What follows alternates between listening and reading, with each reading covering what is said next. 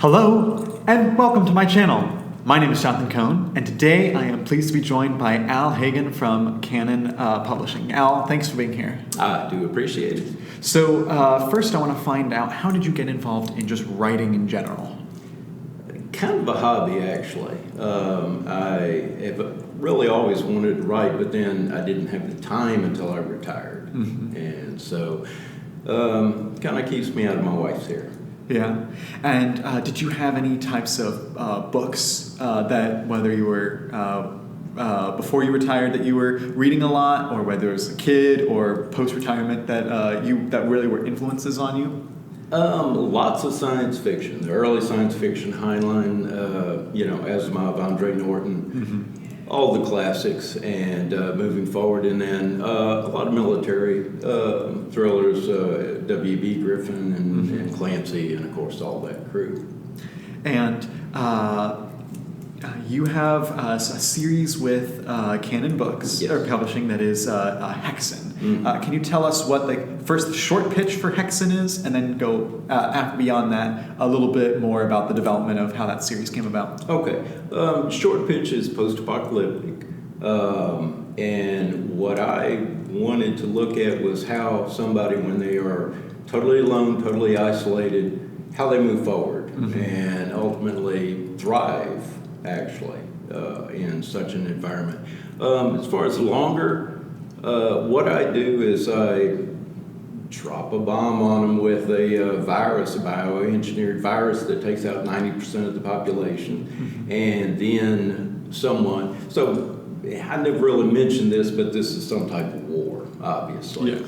And at the end of it, someone sets off an EMP, electromagnetic pulse, shuts down all the electronics. So now you're isolated. You have no phone, no car. The cars don't run, or the ones that do run are jammed up on the roads because of the ones that don't run are on the road, mm-hmm. and you can't move them out of the way. So I follow two characters, and one thing I do is try to write very human characters. So they're not special forces. They're not 9 feet tall and bulletproof. Right. Just a guy. He has served a tour in the Marine Corps, so knows which end of a rifle the bullets come out of. But that's kind of it. And what I really like is to take young women and bring them through, show just how tough they can be. And so he does rescue a young woman, but then she repays the favor by rescuing him subsequently after he's teaching her, or has been teaching her how to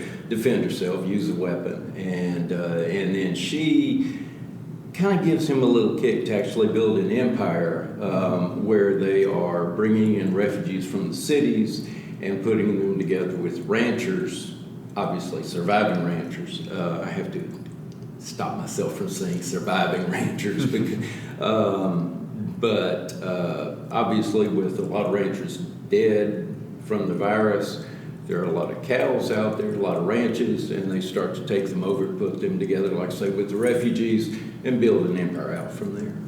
So this being kind of an apocalyptic type book series, mm-hmm. how did you have any, whether it was TV shows or movies or books, that you took some ideas from, and some that you looked and you were like, I can do better than that?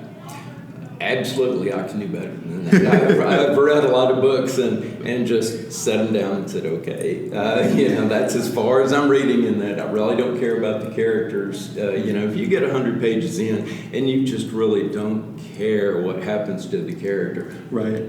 Put it aside. So that was actually some of the impetus. Yeah, you're mm-hmm. absolutely right there. But also, it was just looking around and going, seriously, what would you do in a situation like that? And I try to make very rational decisions about, how do you go forward from something like that? And did you have to do a lot of research for this series to get how logistics would work for anything, or was this something that you just kind of had more free reign with your creativity for? The good part with the post-apocalyptic is you can wipe it out to whatever level you wish, mm-hmm. So you can leave infrastructure or not to some extent, but research. Oh yes, there I have two screens, and this screen is just full of tabs of, you know, whatever I might be on at that particular moment. So yeah, a lot of research. A lot. You've also contributed to the Cannon Fodder 2025 Tales from the Gun Crew that Canon's Publishing just put out. Can you tell us about that?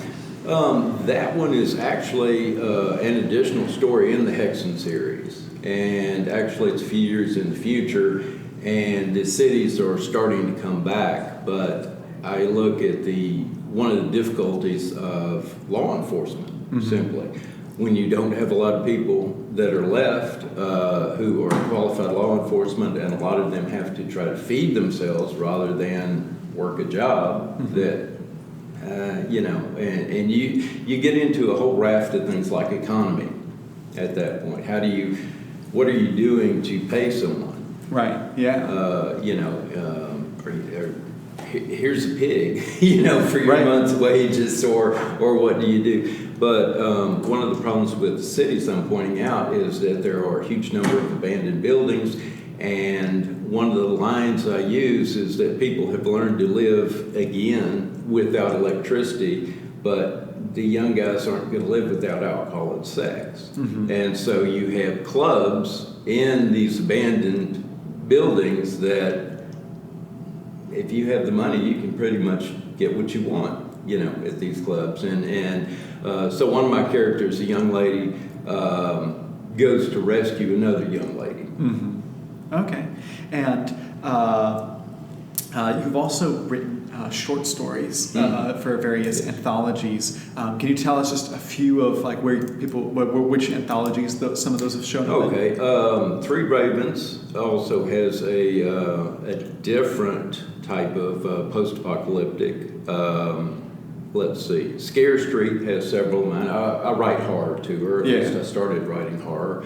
There's Crimeutopia, which is a British publication, which I did a crime for. Young rich girl decides the rules really don't apply to her, and anyone irritates her sufficiently, she just takes them out of the population. So yeah, I tend to kill a lot of people in my books.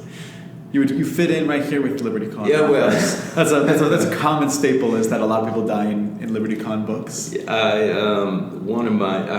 actually have another post-apocalyptic story in which an alien invasion, rather than come in with battleships and space marines, they simply abduct enough people and do experiments to be able to come up with nanobots that will infect everyone, and then at a certain time they just kill them. And except for a few people that actually become Terminators to search out any survivors. But the point I'm making here is that I was telling about that in Pecan, and of course I just talked about Hexen, where I kill 90% of the world's population, and I said, I just realized I like to kill people en masse.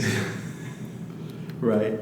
So, what books do you have that you can talk about? Do you have coming up in the near future? 2 more Hexen books. There are 3 out now. I have 2 that are.